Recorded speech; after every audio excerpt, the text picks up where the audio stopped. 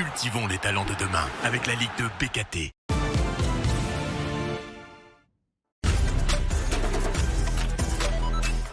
Débutons le résumé de cette 21e journée au stade de la Mosson où Montpellier 9e accueille Guingamp 7e. Les Bretons sont en confiance sur 3 victoires consécutives et ça se voit à la 18e minute. Ouverture du score signé Louis Mafuta. 11e but de la saison pour l'attaquant centrafricain. Guingamp est bien parti, mais il reste beaucoup de temps à jouer et Montpellier égalise à la 42e minute. Everson Junior pour son premier but sous les couleurs de Montpellier. La situation semble parfaite pour les joueurs de Zoumana Camara. Mais Guingamp repart de l'avant avec ce coup franc. Le ballon est mal repoussé par les Montpelliérains. Et Guingamp est tout proche de marquer. Omer Hadjic sauve, le poteau repousse. Le capitaine a failli marquer contre son camp. Un petit peu de réussite. On en reste à un but partout jusqu'à cette faute de main de Nahir dans la surface de réparation dans le temps additionnel de la première période. Penalty transformé par Alexandre Mendy. 7e but de la saison. Montpellier a renversé le score et mène 2-1. En seconde période, nouvelle faute, celle d'Alpha Sissoko sur Yanis Issoufou. Encore un penalty, encore transformé par Alexandre Mendy. Le doublé, 8e but de la saison. Montpellier s'impose 3-1 et revient à 1 point de son adversaire au classement.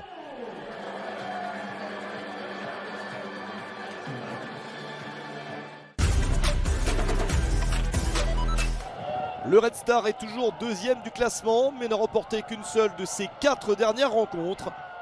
Rodez espère profiter de la situation. Ce joli mouvement collectif permet aux Ruténois de marquer le premier but. Mathis Saka sert Ibrahima Baldé pour le 1-0 à la 28e minute. 8e but de la saison pour Baldé. Il bat déjà son record de 7 buts de la saison dernière.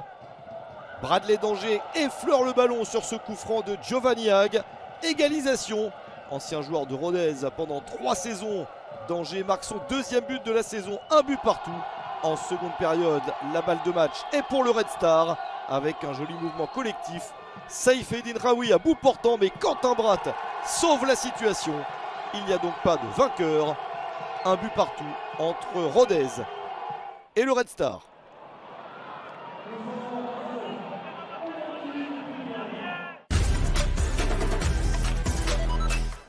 Reims 3e vient de battre Saint-Etienne et de monter sur le podium.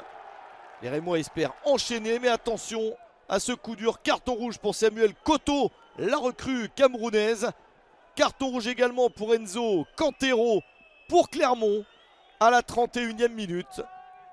On joue donc ce match à 10 contre 10. Le seul coup d'éclat, c'est ce mouvement à la 84e minute. 1-1-2 entre Mohamed Darami et Théo Léoni pour le seul but du match. 2e but de la saison pour Darami. Il offre les 3 points au stade de Reims. Victoire de Reims 1-0 sur le terrain de Clermont.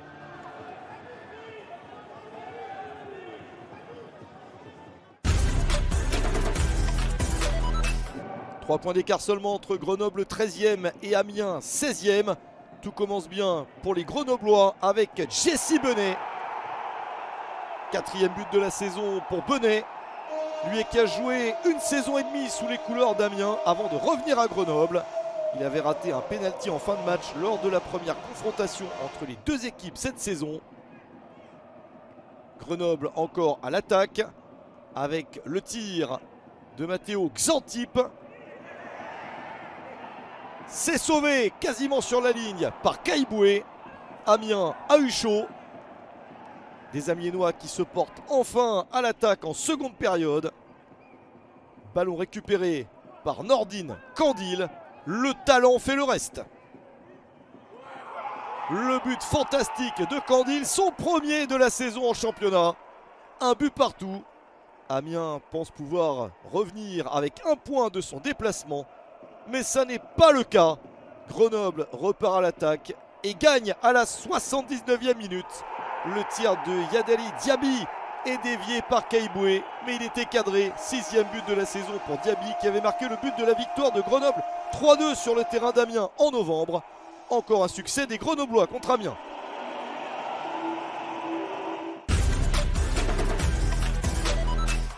Match de bas de tableau entre Bastia 18e et Nancy 14e. Long ballon de Placide. Jérémy Sebas se joue de la défense, mais échoue sur Enzo Basilio.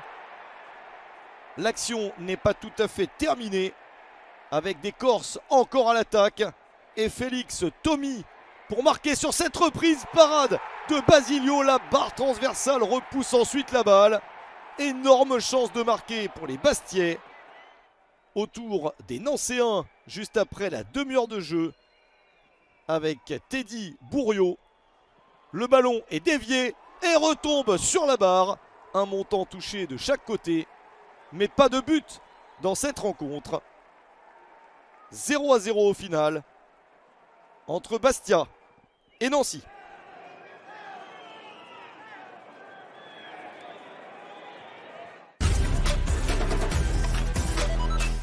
Nicolas Hussain n'est plus l'entraîneur de Pau. Thierry Debesse s'est assis sur le banc de l'équipe paloise qui attaque en première période sur le terrain de Laval avec le centre de Pouilly. Mamadou Samassa intervient, la défense lavalloise repousse comme elle peut. Pas beaucoup d'occasions dans cette rencontre et un seul but marqué à la 32e minute. Long ballon de Tao Paradowski, le gardien palois pour son deuxième match à ce niveau. Erreur de la défense lavalloise. Giovanni Versini en profite pour marquer son 7e but de la saison. Celui qui permet à Pau de s'offrir la victoire 1-0 sur le terrain de Laval.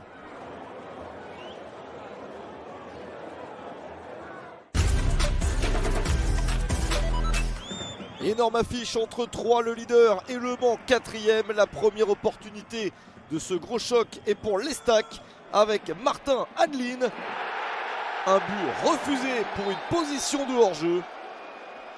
C'était une belle possibilité pour les Troyens battus à Guingamp lors de la journée précédente. Les Manceaux répondent juste après la demi-heure de jeu. Superbe passe de Martin Rossignol pour trouver Erwan Colas. 3e but de la saison pour Erwan Colas. Le Mans mène sur la pelouse de Troyes. Des Manceaux incroyables sur 4 victoires et 2 nuls. Ils sont invaincus depuis de longs mois et réussissent à marquer un deuxième but dans le temps additionnel de la première période. Dan Gay remet vers Harold Voyer pour son premier but en Ligue 2 BKT. 2-0 pour le promu sur le terrain du leader. En seconde période, la situation se complique pour les Manceaux avec l'exclusion de Mathis Hamdi à la 54e minute. Mais le score ne bouge pas. Dernière opportunité en fin de match pour les Stacks avec Renaud Ripard. Mais Kosic et Labarre repoussent le ballon. Le Mans s'impose 2-0. Deuxième défaite de suite pour le leader. 16e match de championnat sans défaite pour le promu.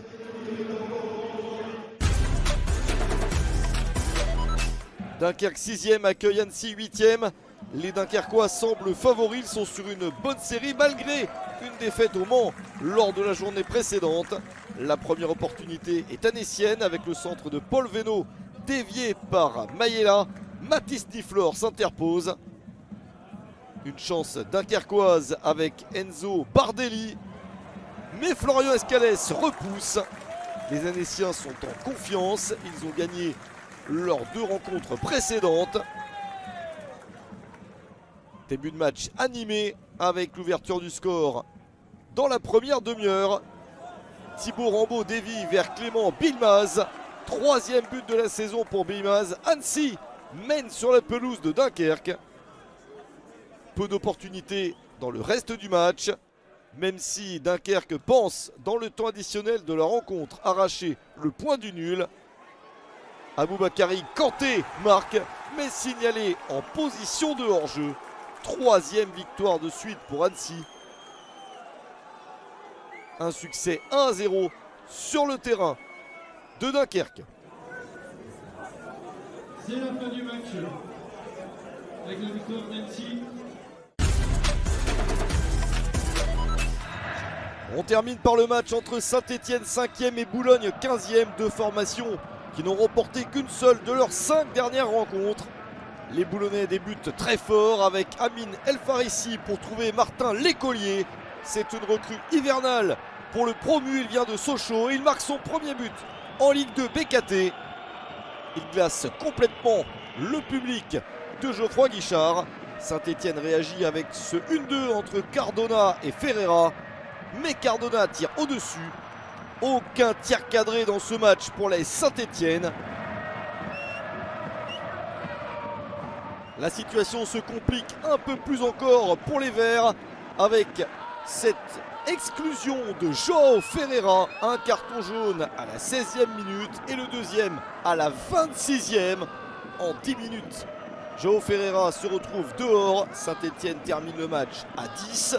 Boulogne a même une balle de 2-0 dans le dernier quart d'heure avec Noah Fattar. Gauthier, l'arçonneur, sauve. Mais c'est trop tard. Victoire de Boulogne 1-0 sur le terrain de l'AS Saint-Étienne. « 15 buts ont été inscrits au cours de cette journée, un petit total. 7 équipes n'ont pas réussi à trouver le chemin des filets. 5 victoires à l'extérieur pour 2 à domicile seulement, celle de Montpellier et celle de Grenoble. L'Estac est toujours leader, mais avec 3 points d'avance sur Reims, désormais deuxième, et Le Mans, le promu, est sur le podium. Grenoble et Boulogne se donnent de l'air, les 3 derniers ne décollent pas. Lors de la prochaine journée, derby entre Annecy et Grenoble. Match entre le deuxième et le dernier, Reims-Bastia.